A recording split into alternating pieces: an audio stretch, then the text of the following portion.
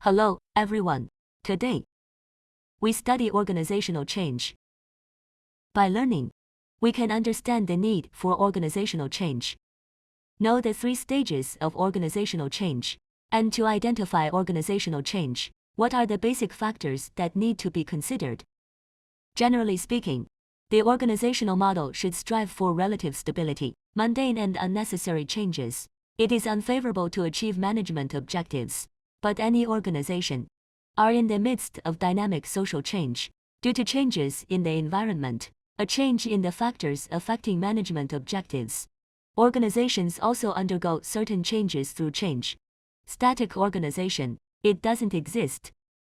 So that's why, what exactly is organizational change? So let's look at what that means. Organizational change.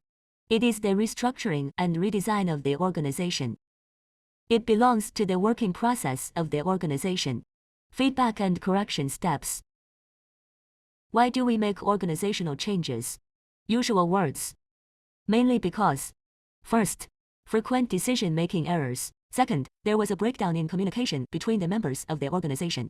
The third is the long-term unsatisfactory management performance and the lack of innovation in our organization. So when we have some of these reasons, our organization, you have to think about the problem of change. So we're going to show you. The organization needs to change. So what are we going to change? Whether or not. So we usually talk about the content of organizational change is the first thing to change. We can organize structural changes. The second is technological innovation, a technological change. The third is people and culture change.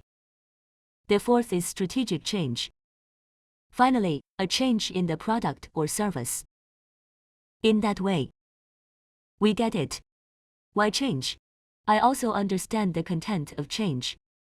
Let's learn that. So organizational change. What stages he's going through? So we generally talk about a successful and effective organizational change, usually go through thawing, change, freezing. These 3 are organically linked by a process. In fact, that's what we're talking about. 3 stages of organizational change. So the first stage, thawing stage. So at this stage, before the reform, we organize to prepare for the mental stage. So our central task at this stage, it is the motivation to motivate employees to reform. So the first thing we're going to do is demonstrate a goal and benefit of the change. So at the same time, have to talk to people, communicate with our members, and enable it to be integrated into organizational change. This is the first stage. So the second stage, it's our phase of change. This is our reform, or one of the processes of change. The stage of behavior change. At this stage, people must change their minds and attitudes. This stage, it also involves identifying new ways of working, such as developing new policy systems and procedures. So the third stage, it's the re-thawing stage. At this stage, we are talking about it after the reform. The reinforcement phase of behavior, right or not, the first stage we just talked about. It's our preparation phase. The second stage is our behavioral stage. This stage, it's a stage where our behavior is reinforced. That's in the middle of this phase. We need members of our organization. Ability to adhere to new working methods. To keep people from coming back. Some old habits from the past. We understand the 3 stages of organizational change, so let's see. What kind of measures are there? It can help the organization to better complete the organizational change. So let's see. What exactly are the measures? First, when making organizational changes, the first thing to do is identify goals for change, then the ultimate goal of organizational change. We need to know why we're changing. Okay, it's about the organization and its environment. It has to fit in to continuously improve the efficiency of the organization. At the same time, it is necessary to reform the behavior of members, motivate members, make our organization is full of vitality. So the second measure. We are in a time of change. Analyze the forces that affect change.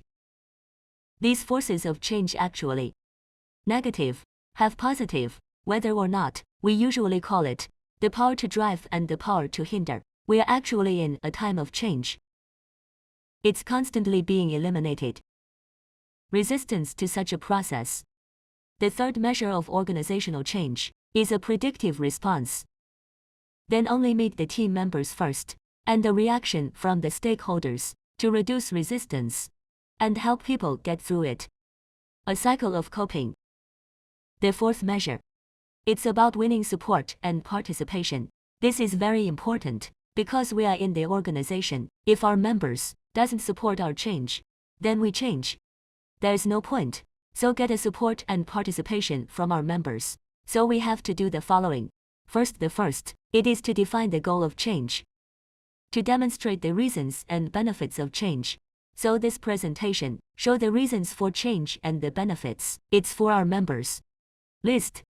You have to explain it to them. Second, anticipate reactions and resistance. Have some coping strategies ready. Any change will have different voices. Then we are the stewards of this change. Be sure to anticipate any reaction or resistance in advance. Figure out how to deal with it in advance. The third thing we're going to do, it's for everyone involved. Make a list of his interests. The fourth is that we relate to people from different perspectives. To see change, they need to be told how much the change can bring him benefits. The fifth is for us to act as managers. Be open to feedback. In the process of receiving feedback, want some feedback on the content, go to the table. So determine an optimal time for change. Sixth, let our team members be involved in the process of planning change. Everyone has to participate. The seventh is to let everyone know about the plan. The eighth is to confront the resistance directly. Can't avoid resistance. Finally, we must be passionate about change. Only do these 9 aspects of the content. We can win the support and participation of our members. So through our change, what kind of an outcome do we want to achieve? Whether we are a change to our structure, or a change in personnel and so on, we can all look forward to getting. If we're talking about flattening the organization, it's flattening our organization, whether or not. So if companies are laying off workers, we made the tissue thinner. So team building, strengthen team building, can make our organization more flexible. So it will also make our big business inside. Small business management makes enterprises smaller. Classmates, after today's study, what we mean by organizational change, there is a clear understanding of the 3 stages. One thing to note, organizational change is not the same as technological system change. It is not a process of pure structural redesign. It's a need to inspire change, and at the same time overcoming resistance to change, and take effective measures. The process of properly managing change. Classmates, above, that's all we need to talk about today. Thank you for watching.